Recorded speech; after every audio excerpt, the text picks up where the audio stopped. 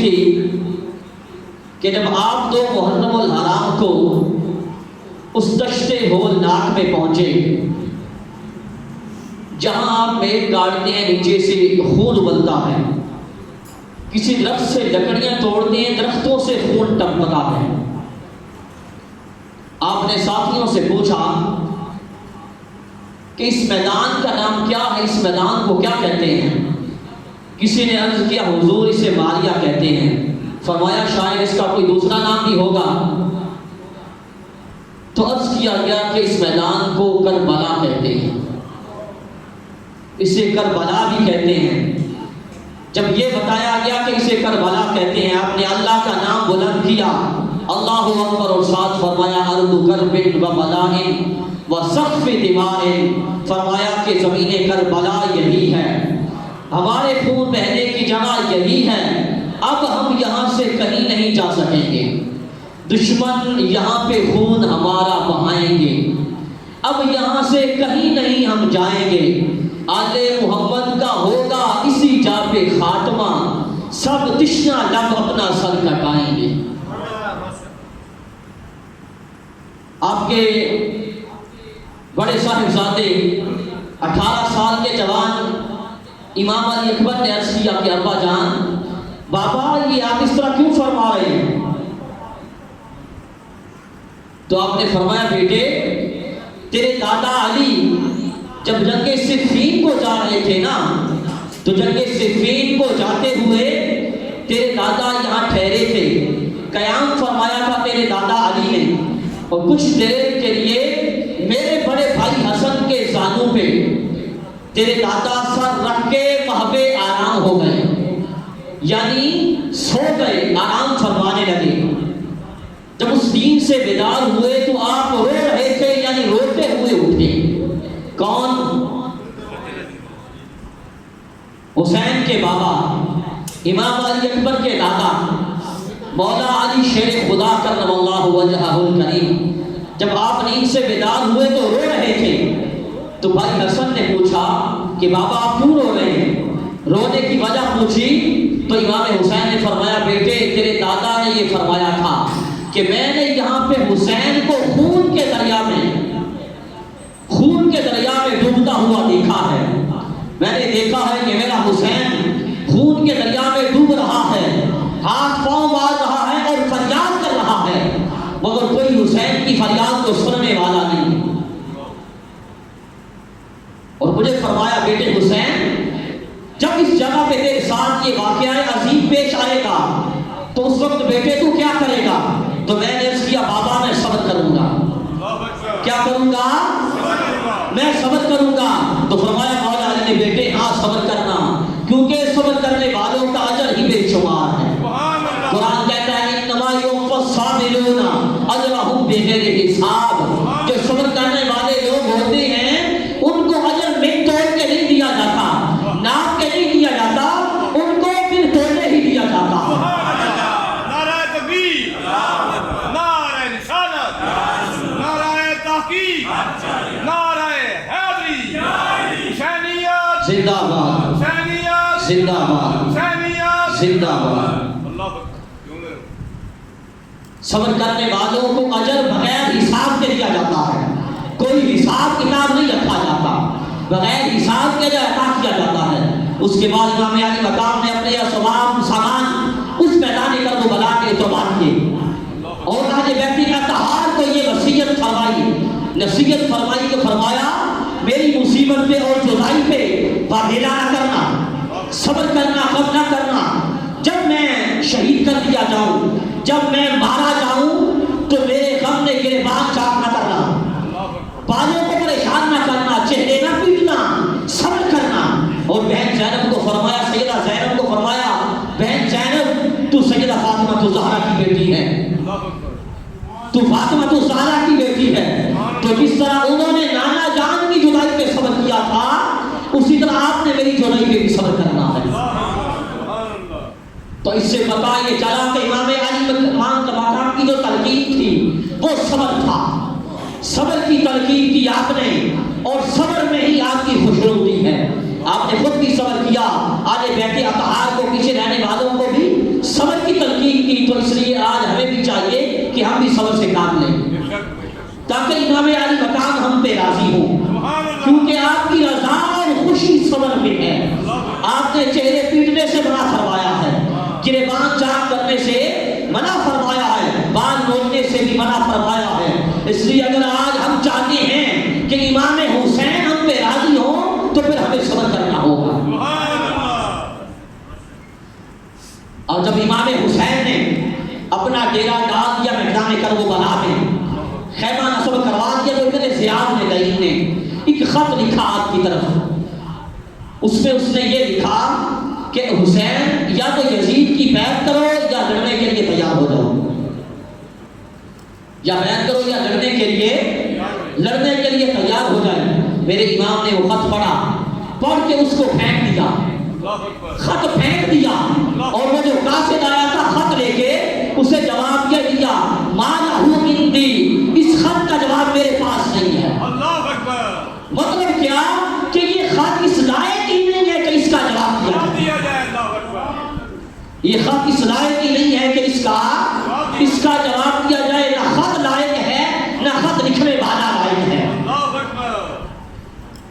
جب اس وقت کو یہ پتا چلا ابن زیاد کو غصہ سے بھر گیا اور ابن سعد کو کہا کہ اے ابن سعد، تو ایک مدت سے ملک رہ کی حکومت کا طلبگار ہے، تو یہ چاہتا ہے کہ مجھے ملک رہ کا حکمران بنا دیا جائے، تو آج میرے پاس موقع ہے، جا حسین کے مقابلہ میں جا کے حسین کو یزید کی بیعت پہ مجبور کر۔ اگر حسین یزید کی بیعت کر لیں تو ٹھیک، وگرنہ سر اتار کے میرے پاس لے آ، تجھے ملک رہ کی جو حکومت ہے اس کا پروانہ دے دیا جائے گا۔ اب وہ ابن سعد دنیا کا کتا سب دنیا تھا، وہ تو دنیا کا پجاری اور دنیا کا طلبگار تھا، اس لیے لشکر لیا حسین کے مقابلے میں پہنچ گیا۔ جب کہ امام علی مقام کو کہا کہ حسین آپ یہاں کیوں آئے ہیں؟ آپ نے فرمایا میں خود نہیں آیا، کوفیوں نے ہزاروں خط لکھے ہیں مجھے، ہزاروں خط لکھ کے مجھے بلایا ہے، اب جب یہاں آیا ہوں تو تمہاری بے وفائی معلوم ہوئی ہے کہ تم بے وفائی کر رہے ہو اور مجھ سے لڑنا چاہتے ہو۔ فرمایا اب بھی اگر میرا راستہ نہ روکو، متعارض نہ ہو، مجھ سے ٹکراؤ نہ، مجھے واپس جانے دو تو میں واپس جانا چاہتا ہوں، واپس چلا جاتا ہوں۔ یہ سب کچھ امام علی مقام اتمام حجت کے لیے فرما رہے تھے تاکہ حجت دار آ جائے، کسی بدبختوں کو باتیں کرنے کا موقع نہ ملے کہ حسین تو معاذ اللہ اقتدار کے لیے گئے تھے، اگر اعوذ باللہ استغفر اللہ العظیم حسین نے بغاوت کی تھی، کسی بدبخت کو یہ بکواس کرنے کا موقع نہ ملے۔ آپ یہ اتمام حجت کے لیے فرما رہے تھے۔ ابن سعد نے آپ کی یہ گفتگو کی اطلاع ابن زیاد کو دی، اس لائن نے غصے کے ساتھ ابن سعد کو حکم بھیجا، کہا کہ تجھے حسین کے ساتھ لڑنے کے لیے بھیجا ہے، صلح کرنے کے لیے نہیں بھیجا، حسین سے بیعت لو، اگر حسین بیعت نہیں کرتے تو ہمیں کوئی اور بات حسین سے قبول نہیں ہے۔ اور پیچھے شمر کو اور شیش کو سردار بنا کے ہزاروں لشکر اور بھی بھیج دیے، اور ساتھ ان کو یہ حکم دیا کہ حسین کا پانی بند کر دو، پانی بند کر دیا جائے اور حسین کو ہر طرح تنگ کیا جائے۔ آج لوگ باتیں کرتے ہیں کہ معاذ اللہ حسین اقتدار کے لیے نکلے تھے، معاذ اللہ استغفر اللہ العظیم، کہ حسین کا مقصد سلطنت تھا، اقتدار تھا، مگر دیکھیے اس حسین کیا فرما رہے ہیں۔ میرے امام بار بار کیا فرماتے ہیں کہ مجھے واپس جانے دو، مجھے بلایا ہے مگر آپ بے وفائی کر رہے ہو تو میں واپس چلا جاتا ہوں، میرا راستہ نہ روکو، میرے راستے میں نہ آؤ، میں واپس چلا جاتا ہوں، جانے دو۔ امام علی مقام بار بار کیا فرما رہے ہیں، مگر وہ یزیدی کتے وہ کیا ہے کہ آپ کا راستہ روک رہے ہیں۔ تو اس سے صاف یہ پتا چلا کہ ان یزیدیوں کا جو مقصد تھا وہ اقتدار تھا، اور میرے امام جو تھے وہ اقتدار کے لیے نہیں آئے تھے، وہ لانا کے دین کے لیے آئے تھے۔ کسی نے کہا نہ اپنی آن چاہیے نہ اپنی شان کے لیے، وہ فقط میدان میں آئے تھے ایمان کے لیے۔ امام حسین فقط نانا کے دین کی حفاظت کے لیے آئے تھے، نانا کے دین کے لیے آئے تھے۔ آپ کا مقصد کوئی اقتدار نہیں تھا، کوئی سلطنت نہیں تھی، مگر ان یزیدیوں کا مقصد اور مقصود جو تھا وہ سلطنت اور اقتدار تھا۔ اور ایک اور دلیل پیش کر دیتا ہوں کہ ان یزیدیوں کا مقصد اقتدار تھا۔ 9 محرم کا دن ہے، امام علی مقام کے ساتھیوں میں سے آپ کے کہ ایک رفیق پرین ہمدانی امام پاک سے اجازت لی اور اجازت لے کے جا کے ابن سعد کے پاس جا کے بیٹھ گئے.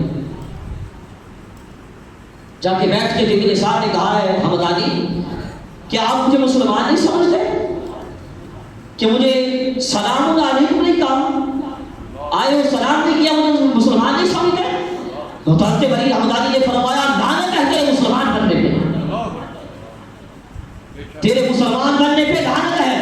دعویٰ تو اسلام کا کرتا ہے اور اہل بیت رسول نے پانی بھی بند کر رکھا ہے کیونکہ 7 محرم سے ظالموں نے پانی بند کر دیا تھا. حوض کوثر کے مالکوں پہ 7 محرم سے یہ دنیا کا پانی بند ہو چکا تھا. تو بری ہمدانی نے فرمایا لعنت ہے تیرے دعویٰ اسلام پہ, دعویٰ تو اسلام کا کرتا ہے مگر پانی بھی بند کر رکھا ہے. وہ جو ساقی کوثر کے لگتے جگر ہیں اس نہر فرات سے حالانکہ جانور پی رہے ہیں کتے پی رہے ہیں مگر ساقی کوثر کے جو لگتے جگر ہیں اور حوض کوثر کے مالک ان پہ پانی بند کر رکھا ہے. تو ابن سعد کہنے لگا ہاں تو سچ کہتا ہے, تیری بات سچی ہے مگر کیا کروں ملک رہ کی حکومت نہیں چھوڑتی. تو مطلب کیا ہے ان کتوں کا مقصد جو تھا وہ دنیا کا اقتدار تھا اور میرے امام حسین فقط نانا جان کے دین کے لیے میدان میں تشریف لائے تھے. شب عاشور مختصر کرتا چلا جاؤں کیونکہ وقت کے علاوہ میں نہیں ہو سکتا. شب عاشور 10 محرم کی رات آ گئی. امام علی مقام اور آپ کا سارا خان بادا سارے والے کہتے ہیں اللہ کی بات میں مشغول رہے, رات خدا کی عبادت میں گزاری. رات کا آخری پہر تھا کہ امام علی مقام آپ پہ ایسی استغراق کی حالت طاری ہوئی, خدا کی یاد میں ایسے لاگو ہوئے اور خدا کی یاد میں ایسے اور ذکر میں ایسے فنا ہوئے کہ یہ دنیا اور دنیا واقعی ہاتھ کی طرف کوئی توجہ نہ رہی. بس یہی استغراق کی حالت تھی کہ حسین کے پیارے نانا ہم سب کے پیارے آقا حضور امام الانبیاء حضور تاجدار کائنات میرے آقا میدان کرب و بلا میں تشریف لائے. میرے آقا میدان کرب و بلا میں تشریف لائے. فرشتوں کی جماعت بھی ساتھ ہے, خادم بھی ساتھ ہے, فرشتوں کی جماعت ساتھ ہے. میرے آقا نے بیٹے حسین کو بچوں کی طرح گود میں لیا, بچوں کی طرح گود میں لیا اور پیار فرمایا اور فرمایا ہے جانو دل کے چین اے نور العین میرے حسین, میں جانتا ہوں کہ تیرے دشمن تیرے در پہ آزاد ہیں اور تجھے شہید کرنا چاہتے ہیں مگر بیٹے حسین صبر و شکر کے ساتھ اس گھڑی کو گزارنا, صبر و شکر کے ساتھ اس گھڑی کو تو صبر و شکر کے ساتھ گزارنا اور تیرے جتنے قاتل ہوں گے قیامت کے دن وہ سارے میری شفاعت سے معلوم رہیں گے. تیرے سارے قاتل میری شفاعت سے معلوم رہیں گے. صبر و شکر کرنا کیونکہ بیٹے تجھے شہادت کا ایک بڑا درجہ ملنے والا ہے. جنت تیرے لیے سواری گئی ہے, جنت تیرے لیے سجائی گئی ہے اور تیرے بابا علی اور تیری امی فاطمہ تیرے ماں باپ جنت کے دروازے پہ تیرا راستہ کر رہے ہیں. تیرے ماں باپ جنت کے دروازے پہ تیری راہ دیکھ رہے ہیں. یزیدی ٹولہ اب اس وقت بھی جب ہم یہ کہتے ہیں نا ہمارے آقا مولا زندہ ہیں, بریلوی کے تاجدار نے کہا تو زندہ ہے واللہ, تو زندہ ہے واللہ. سب کو سمجھ آ رہی ہوگی نا, تو پھر کیوں خاموش ہیں؟ میرے آقا کا ذکر ہے, تو زندہ ہے واللہ, تو زندہ ہے واللہ. ابھی تک بہت ساری زبانیں خاموش نظر آ رہی ہیں, شاید کہ وہ کہیں یہ کوئی تماشا دیکھنے آئے ہیں. تو زندہ ہے واللہ, تو زندہ ہے واللہ. میری چشم عالم سے چھپ جانے والے جب ہم کہتے ہیں نعرہ رسالت, نعرہ تحقیق, نعرہ حیدری, شہیدان کربلا زندہ باد, شہیدان کربلا زندہ باد, شہیدان کربلا زندہ باد. جب ہم کہتے ہیں نا ہمارے آقا زندہ ہیں, میرے آقا جہاں چاہیں آپ تشریف لے جاتے ہیں, میرے آقا جو چاہیں کر سکتے ہیں. جب ہم یہ بات کرتے ہیں نا تو یزیدی ٹولہ اب بھی یہ بات کرتا ہے کہ اگر مالک مختار ہیں سب کچھ کر سکتے ہیں تو کربلا میں حسین کو کیوں نہ بچایا.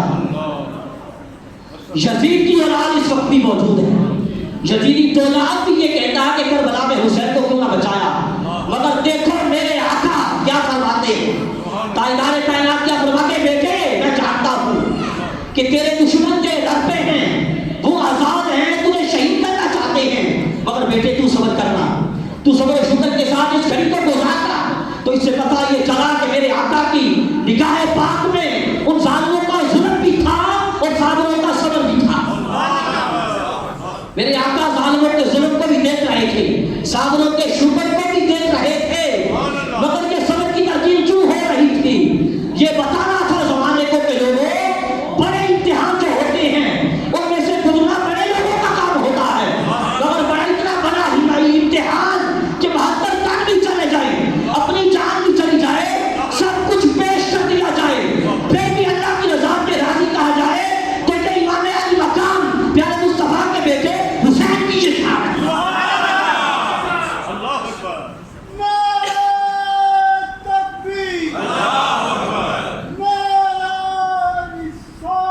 या रसूल अल्लाह, या हुसैन, या हुसैन,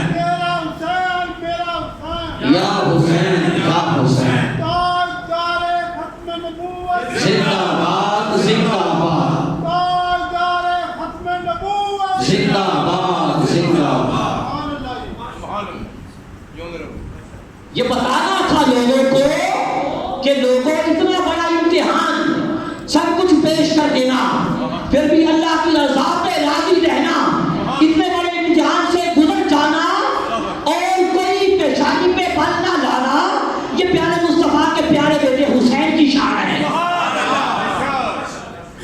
अगर मेरे आका जल्वा फरमाते जब इमाम हुसैन को शहीद किया गया, उम्मुल मोमिनीन सैयदा उम्मे सलमा रज़ी अल्लाह तआला अन्हा एक बीबी आपके पास आई तो आप रो रही थी, आप उम्मे सलमा रो रही थी, पूछा कि क्या वजह है आपके रोने की, क्यों रो रही हैं आप? तो आपने फरमाया मैंने अभी ख्वाब में इमाम अल-अंबिया का दीदार हुआ है मुझे, मेरे आका मेरे ख्वाब में तशरीफ लाए हैं हुजूर, आपकी मुबारक दाढ़ी पे भी गर्द था, आपके बालों में मुबारक बालों में भी गर्द था, मैंने अर्ज़ किया या रसूल अल्लाह ये क्या माजरा है मेरे आका, मुबारक रीश में भी गर्द है, सरे अंदर में भी गर्द है। तो मेरे आका ने फरमाया उम्मे सलमा शहीद कत्ल हुसैन यानी फन, उम्मे सलमा अभी मक़तल हुसैन से आ रहा हूँ, मेरे बेटे हुसैन को शहीद कर दिया गया है। तो इससे पता ये चला मेरे आका जल्वा फरमा थे, बेटे हुसैन का इम्तिहान देख रहे थे कि मेरा बेटा इस इम्तिहान में कैसे कामयाब होता।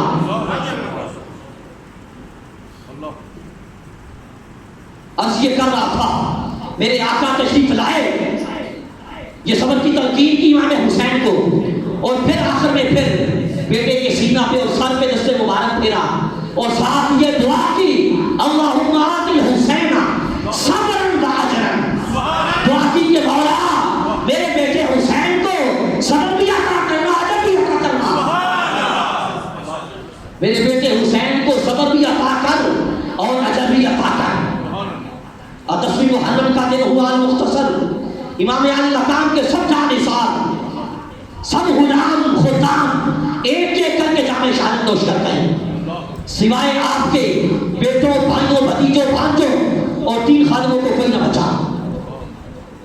उस रज्जो आलम के आलम में मेरी इमाम अली मकाम की बेइख्तियार आंखों से आंसू निकल पड़े, आंसू निकले, इमाम अली मकाम ने रो के फरमाया हल मिन मुहतसिन युग़िसुना, क्या कोई है हमारी फरियाद को सुनने वाला जो हमारी मदद करे? वह हज़रत हुर रज़ी अल्लाह तआला अन्हु, ये इमाम अली मकाम का दर्द भरा फरमान सुनना था कि कलेजा दहल गया। दोज़ख के रास्ते से घोड़े की बाह मोड़ी, जन्नत के रास्ते में डाली, यजीदी लश्कर से निकले हुसैनी लश्कर में आ गए, इमाम अली मकाम की बारगाह में हाज़िर हुए, हज़रत हुर अर्ज़ किया हुज़ूर क्या मेरा कसूर माफ़ हो सकता है, मेरी तौबा कबूल हो सकती है या नहीं? मेरे इमाम ने मोहब्बत के साथ प्यार के साथ दस्ते शफ़क़त फेरा सर पे और फरमाया अल्लाह अपने बंदों की तौबा कबूल करता है। तो हज़रत हुर यजीदी लश्कर से निकले हुसैनी लश्कर में आ गए। जब आप इमाम हुसैन के लश्कर में आ गए ना तो इब्ने साद बड़ा घबराया देख के, क्योंकि हज़रत हुर बड़े बहादुर थे, इब्ने साद के लश्कर के सिपा सलार भी थे, बहुत घबराया। اس کو سمجھاؤ، سمجھا کے واپس لاؤ، اگر واپس آ رہے تو بہتر، وگرنہ سر کاٹ کے لے آؤ۔ صفوان گیا حضرت ہود کے پاس اور جا کے کہنے لگا، ہود تو کیسا دنا آدمی ہے، تو کیسا عقل مند آدمی ہے، ایسا دنا آدمی ہو کے تو یزید جیسے حاکم کو چھوڑ کے حسین کے لشکر میں آ گیا۔ تو آگے حضرت ہود کا جواب کیا تھا؟ حضرت ہود نے کیا محبت بھرا جواب دیا، آپ نے فرمایا کیوں دین کو چھوڑوں، فوج نے گمراہ کیا، جس چیز کو سمجھ آئے نا اس نے سبحان اللہ ضرور کہنا۔ یہ حضرت امام حسین کا وہ غلام جس نے یزیدی لشکر کو ٹانگ ماری اور اپنی جان حسین پہ قربان کر دی، اس کا جواب سنو، وہ کہتے ہیں کیوں دین کو چھوڑوں، گمراہ کی فوج میں آؤں، حاکم کو منساؤں، محمد کو بلاؤں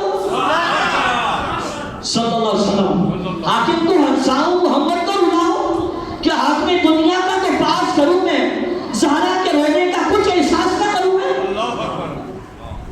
اور ساتھ فرمایا ہے صفوان یزید فرید ہے اور حسین پاک ہے، حسین کے ہر مصطفیٰ ہے۔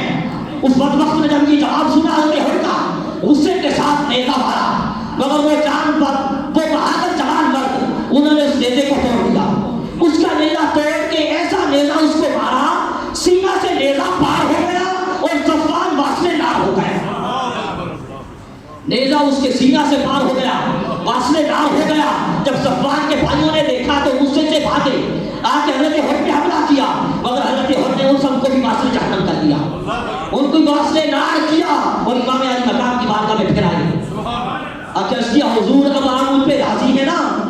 میرے امام نے فرمایا ہے میں تجھ پہ راضی ہوں، میں تجھ پہ راضی ہوں، اور ساتھ فرمایا کہ تو اس دنیا میں بھی آزاد ہے، آخرت میں بھی آزاد ہے، جس طرح تیری ماں نے تیرا نام رکھا ہے، ماں نے نام کیا رکھا تھا؟ ہود، کیا سب بولیے کیا رکھا تھا؟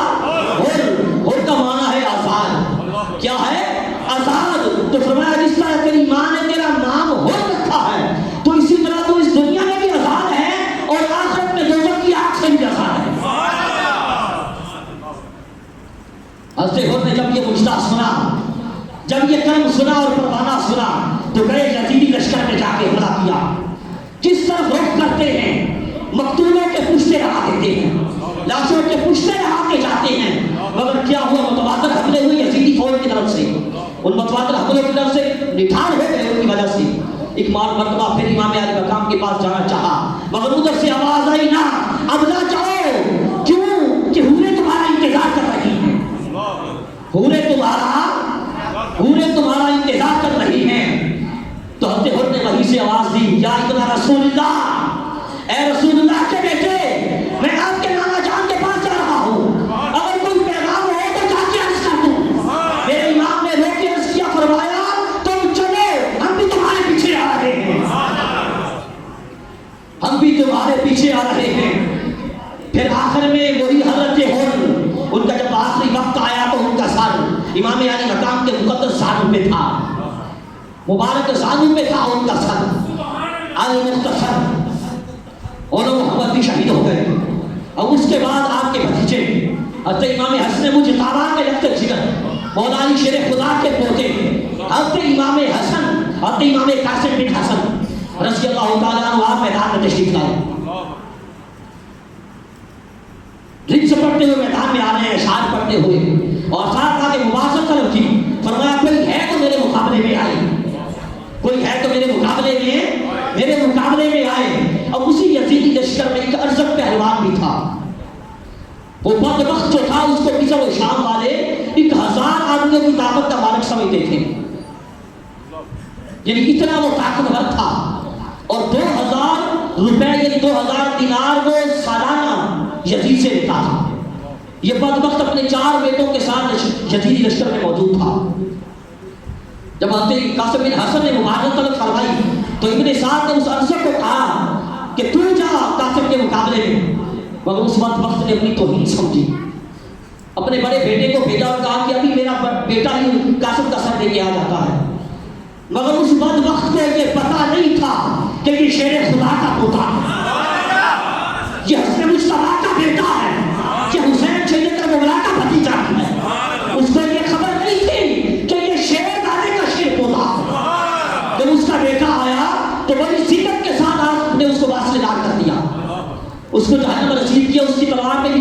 دیا. جب ارسد نے دیکھا اپنے بیٹے کو اس طرح مرتے ہوئے بڑا ہوا، غصے سے دوسرے بیٹے کو بھیجا، مگر شیر خدا کے پوتے نے اس کو بھی پاس سے لار کر دیا. اس نے تیسرے کو بھیجا، امام حسن مصطفیٰ کے لشکر جگر نے اس کو بھی جہنم پھینک دیا. چوتھے کو بھیجا، اس کو بھی دوزخ میں پھینک دیا. اب وہ اندھا ہو گیا، اندھا ہو کے غصے سے دیوانہ ہو کے آیا خود مقابلے میں. حضرت قاسم بن حسن کے مقابلے میں وہ جس کو لوگ 1000 مردوں کی طاقت کا مالک سمجھتے تھے، وہ مقابلے میں آیا حضرت قاسم بن حسن کے امام حسن مصطفیٰ کے لشکر جگر کے مقابلے میں.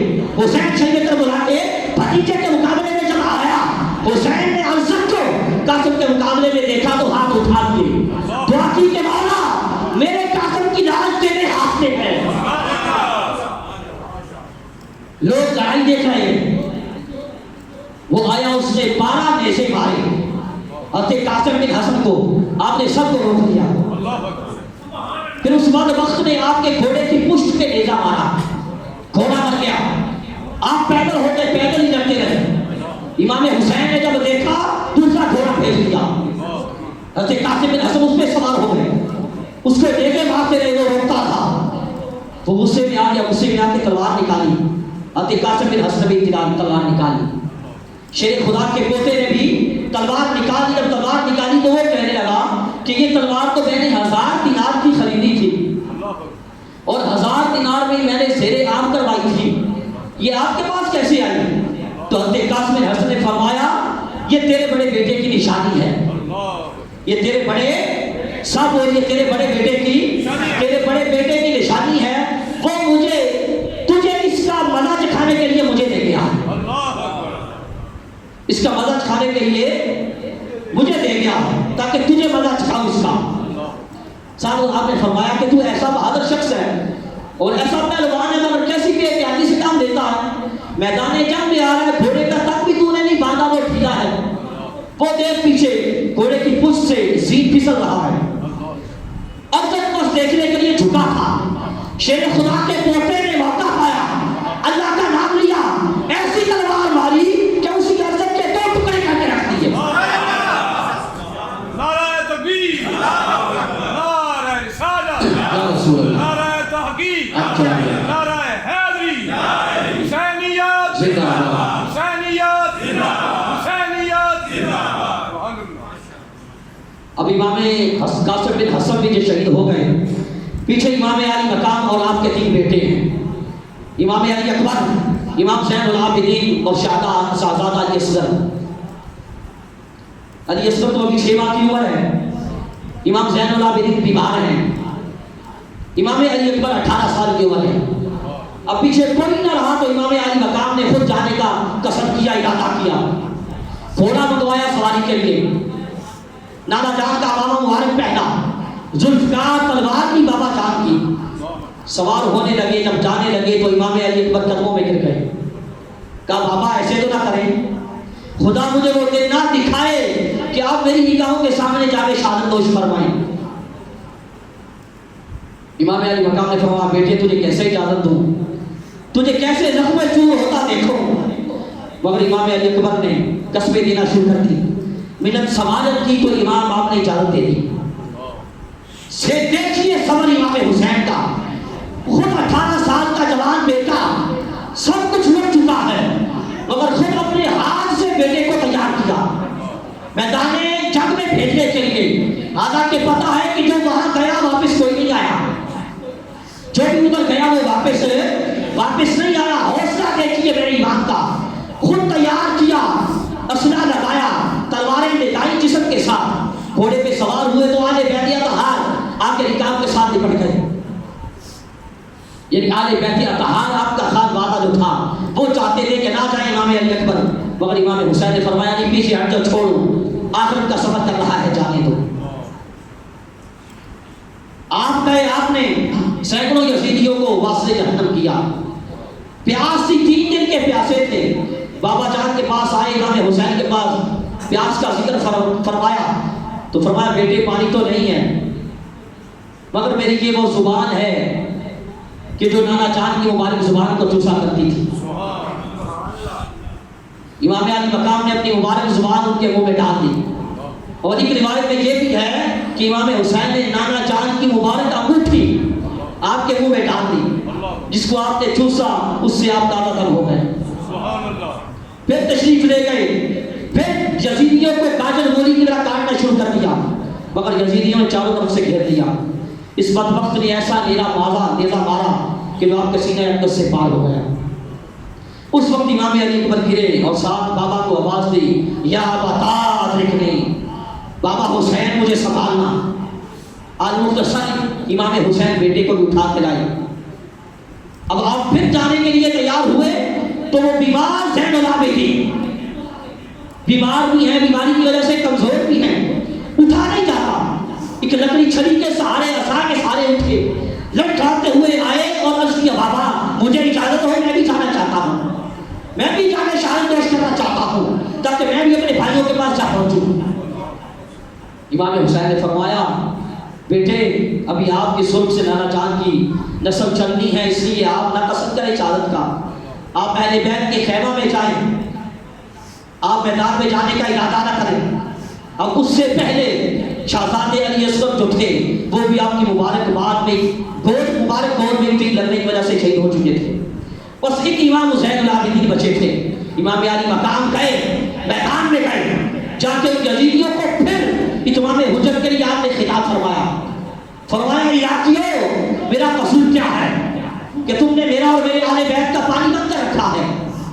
کیا میں نے تم میں سے کسی کو قتل کیا ہے، کسی کا خون بہایا ہے، یا تمہاری جاگیر میں نے ضبط کی ہے؟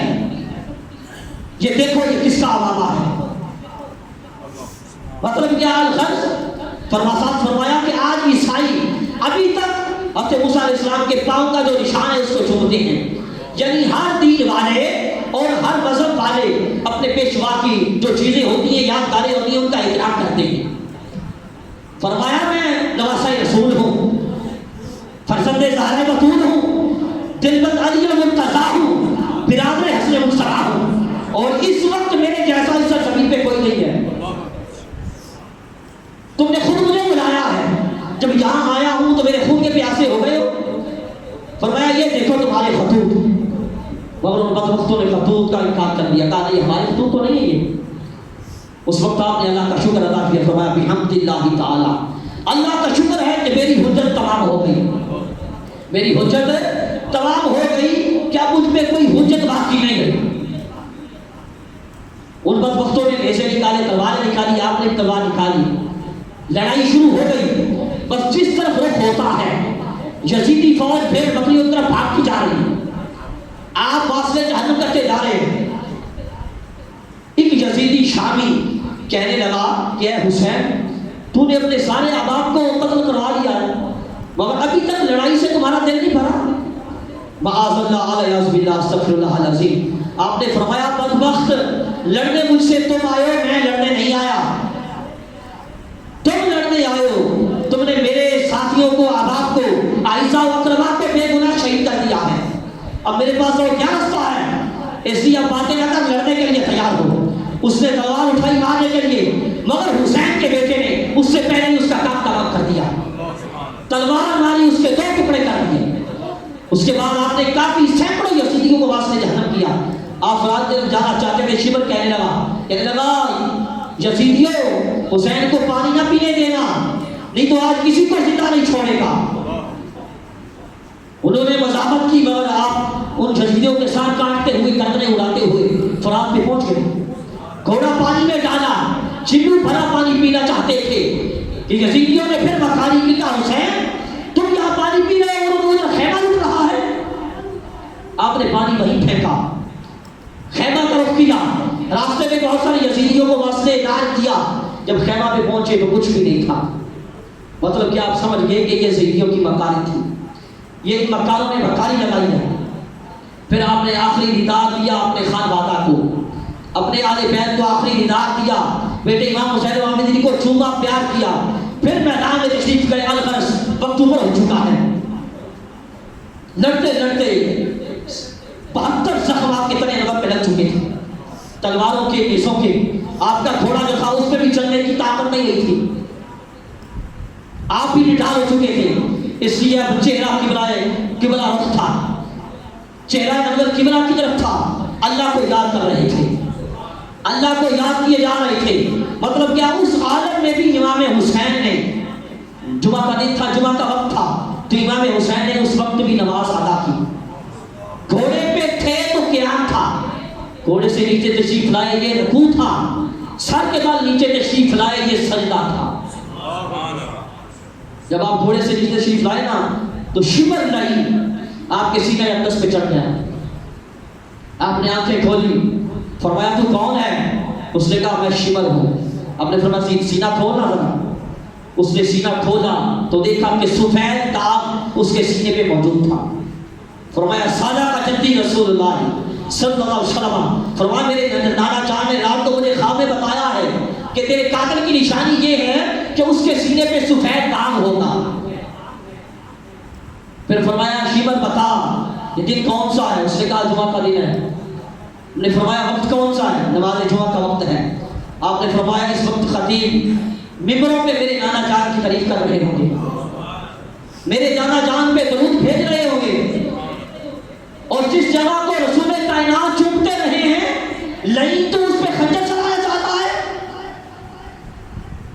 فرمایا مگر حق پیچھے حق، کیونکہ نماز کا وقت ہے، نماز پڑھنے دے، سجدہ کرنے دے، سجدہ میں جو تیرا دل چاہے وہ کر دینا، کیونکہ نماز میں شہید ہونا یہ میرے بابا علی کی وراثت ہے۔ میرے امام نے سجدہ کیا، اس شمر لائی نے سجدہ کی حالت میں ہی خنجر پھیر دیا۔ انا للہ و انا الیہ راجعون۔